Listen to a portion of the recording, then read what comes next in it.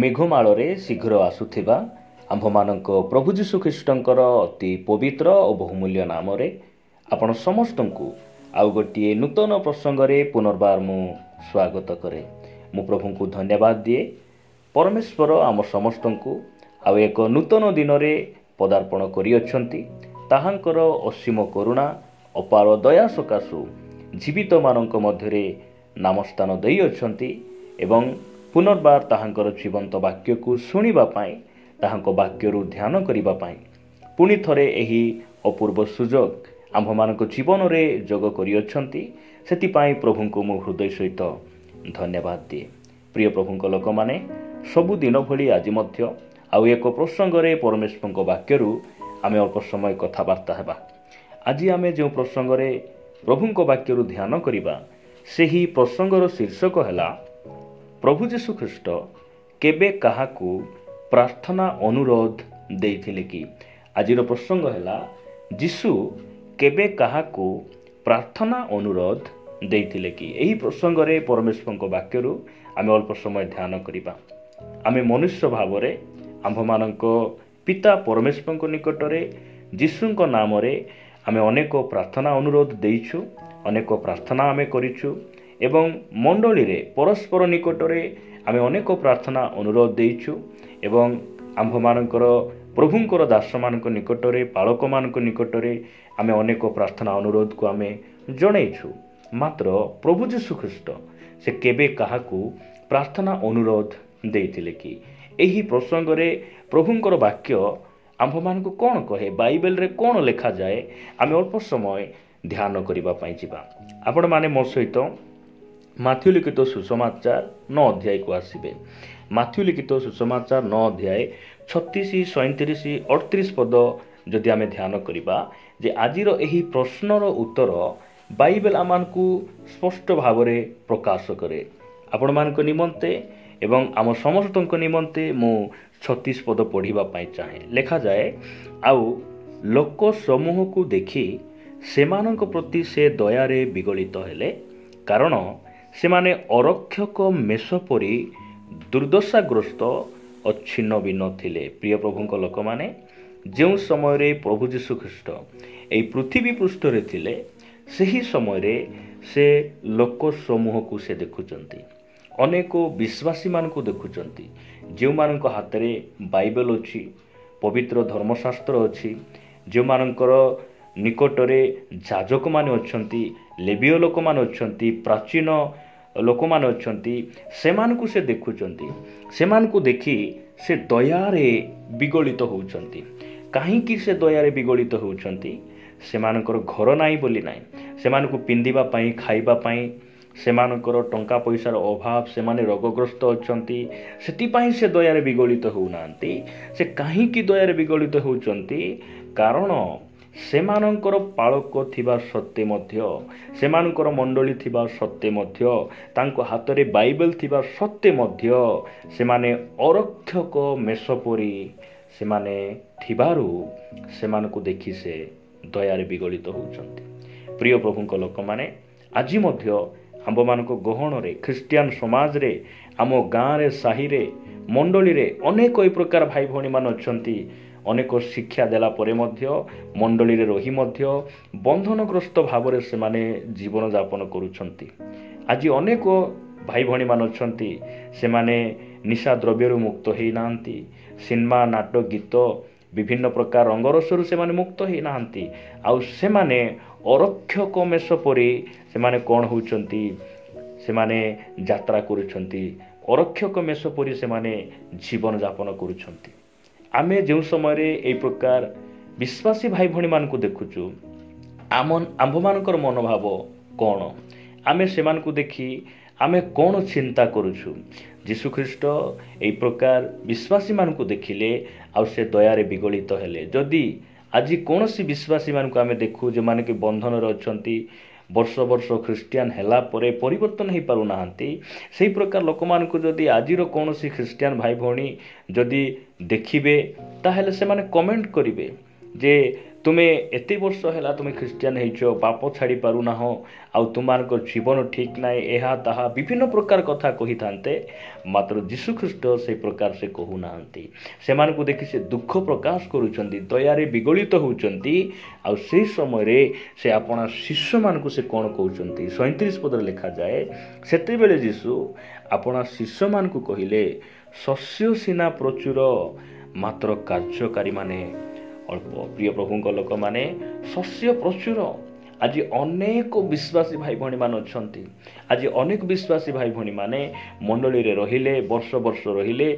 आउ से माने कोठी ना कोठी से माने शिथिल हो गले मंडली छाड़ी अनेक जगार आम देखुचु जे गाँ को गाँ से माने कौन होउछंती परमेश्वर को छाड़ी मंडली को छाड़ी जीशु को परित्याग करी से माने पलाउछंती।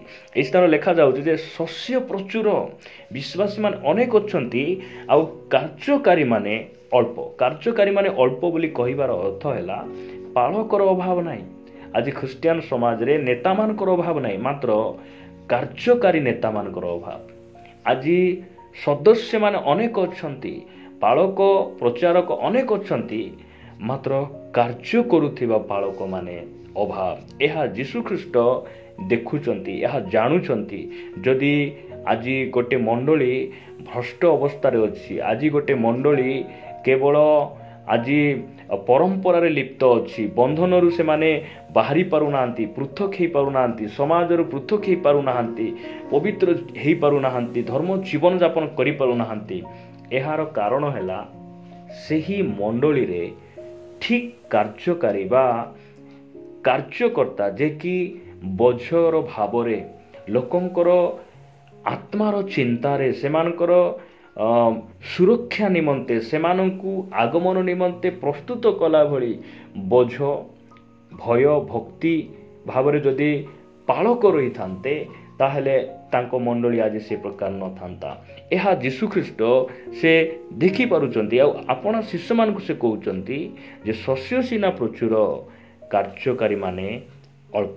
38 पद लिखा जाए एणु आपना शस्य क्षेत्र को कार्यकारी मानू पठाइबा निमंते शस्य क्षेत्रर कर्तांक निकटरे निवेदन कर। जीशु ख्रीस्ट आपना शिष्य मान कहउचंती निवेदन कर प्रार्थना कर जे आपना शस्य क्षेत्र को कार्यकारी मानू पठाइबा अर्थात मंडली मध्यरे उत्तम कार्यकारी मानू जे प्रकार परमेश्वर पठाइबे सेतिपाई शस्य क्षेत्रर कर्ता अर्थात मंडली कहार मध्य नुहे मंडली कौन सी संस्थार नुहे कौन सी पालकर नुहे मंडली विश्वासी मानकर कर्ता होउचंती परमेश्वर प्रभु जीशु ख्रीस्ट। ताहांक निकटरे आमे प्रार्थना कले से गोटे उपयुक्त पालक को सही क्षेत्र रे से पठाइबे। यह प्रभु जीशु ख्रीस्ट आपन शिष्य मानक निकटरे से प्रार्थना अनुरोध दउछंती। धन्य से परमेश्वर आज मध्य आम पाई से चिंता करुछंती। आमे जो गाँव में रोचु साही रे रोचु अंचल रे रोचु आम मंडली रे एही कार्यकारी माने उत्तम कार्यकारी माने जे कि बोझग्रस्त भाव रे परमेश्वरंकर बाध्य होई ताहांकर वशीभूत होई जो माने कि ताहांकर पलर आदर्श होई ताहांकु प्रेम करी पल मानकर जत्न नेबे मेष मानकर रक्षा करिवे सेमानकर प्रतिपालन करिवे एई प्रकार कार्यकारी पालक मानक प्रभु देवे। आमे मध्य प्रार्थना करबा आवश्यक रही। आज आम निकटरे से कहउचंती प्रार्थना कर जे शस्य सीना प्रचुर कार्यकारी माने अल्प। उत्तम कार्यकारी माने जे प्रकार मंडली रे नियुक्त हेबे आउ अरक्षक मेष मानकु से माने सुरक्षा देबे प्रभुंक पथरे फेराई आनिबे। यह जीशु ख्रीष्टंकर प्रार्थना अनुरोध अटे। प्रभु आमानक अनुग्रह करंतु। आउ गोटे पद पढ़ी आमे प्रार्थना करिबा पई जिबा। आपण माने लूक लिखित सुसमाचार तार 23 अध्याय 28 पद पढ़िबे। लिखा जाए किंतु जीशु सेमानक आड़कू बुली पड़ी कहिले गो जेरुसालेम रो कन्या माने मो निमंते रोदन कर नाही बरं आपणा आपणा निमंते और आपणा आपणा संतान मानक निमंते रोदन कर। यह प्रभु जीशु ख्रीष्ट को क्रूस रे चढ़ेबा समय रे जो समय रे कि तांको क्रूस रे चढ़ा जाउची से समय रे अनेक स्त्री लोक माने ଜେରୁସାଲେମର ସେମାନେ ଯାଇଥିଲେ, ସେଇଠି ସେମାନେ ଠିଆ ହେଇ ଯୀଶୁଙ୍କର ସେଇ ଦୁଃଖ, ସେଇ ବେଦନାକୁ ଦେଖି ଏମାନେ ରୋଦନ କରୁଛନ୍ତି, କାନ୍ଦୁଛନ୍ତି। ସେ ସମୟରେ ଯୀଶୁଖ୍ରୀଷ୍ଟ କହୁଛନ୍ତି, ମୋ ନିମନ୍ତେ ତୁମେ ରୋଦନ କର ନାହିଁ, ବରଂ ଆପଣା ନିମନ୍ତେ ରୋଦନ କର ଏବଂ ଆପଣମାନଙ୍କ ସନ୍ତାନମାନଙ୍କ ନିମନ୍ତେ ରୋଦନ କର।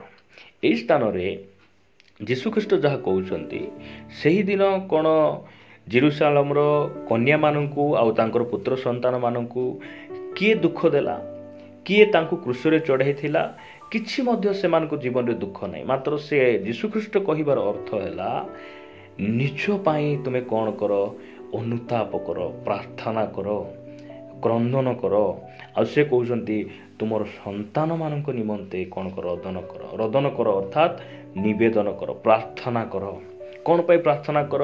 ସେମାନେ ଯେପରି ଅବାଟକୁ ନ ଯିବେ, ସେମାନେ ବିନାଶ ନ ହେବେ, ସେମାନେ ମୋ ଠାରେ ବିଶ୍ୱାସ କରିବେ, ଦୃଢ଼ ହେବେ, ସେମାନେ ପବିତ୍ର ହେବେ, ସିଦ୍ଧ ହେବେ। ଏହି ପ୍ରାର୍ଥନା ଅନୁରୋଧ ସେ ଦେଉଛନ୍ତି। ପ୍ରଭୁ ଆମ ସମସ୍ତଙ୍କୁ ଆଶୀର୍ବାଦ କରନ୍ତୁ। ଆସନ୍ତୁ ପଦେ ପ୍ରାର୍ଥନା କରିବା। ପ୍ରେମିକ ପିତା, ଆମେ ତୁମକୁ ଧନ୍ୟବାଦ ଦେଉଛୁ ପ୍ରଭୁ, ତୁମ ବାକ୍ୟ ଦ୍ୱାରା ଆମମାନଙ୍କୁ କଥା ହେଇଥିବାରୁ ତୁମ ନାମର ଗୌରବ କରୁଛୁ। ପ୍ରଭୁ, ଆମ ମଣ୍ଡଳୀ ପାଇଁ, ଆମ ଅଞ୍ଚଳ ପାଇଁ ଆମେ ବୋଝଗ୍ରସ୍ତ ହେବୁ ଏବଂ ପ୍ରଭୁ ପ୍ରତ୍ୟେକ ମଣ୍ଡଳୀରେ ତୁମେ ଉତ୍ତମ କାର୍ଯ୍ୟକାରୀମାନଙ୍କୁ ପଠାଅ। ପ୍ରଭୁ, ତୁମର ସେହି ଶସ୍ୟ କ୍ଷେତ୍ରକୁ ସେମାନେ ଉତ୍ତମ ଭାବରେ ସୁରକ୍ଷା ଦେବେ ଆଉ ପ୍ରଭୁ ତୁମର ଆଗମନ ପାଇଁ ପ୍ରସ୍ତୁତ କରିବେ। ଏହା ତୁମେ ଆଜି ଆମମାନଙ୍କୁ ସେହି ପ୍ରାର୍ଥନା ଅନୁରୋଧ ଦେଇଛ।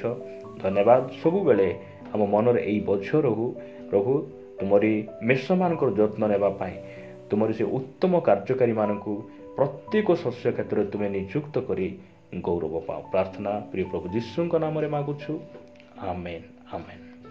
ପ୍ରଭୁ ଆମ ସମସ୍ତଙ୍କୁ ଆଶୀର୍ବାଦ କରନ୍ତୁ। ପରମେଶ୍ୱରଙ୍କ ଅନୁଗ୍ରହ ହେଲେ ଆଉ ଗୋଟିଏ ପ୍ରସଙ୍ଗରେ ଆମେ ପରସ୍ପର ସାକ୍ଷାତ କରି ତାଙ୍କ ରାଜ୍ୟ ନିମନ୍ତେ ବଢ଼ୁଥିବା ରହିବା। ନମସ୍କାର। ଗଡ୍ ବ୍ଲେସ୍ ୟୁ।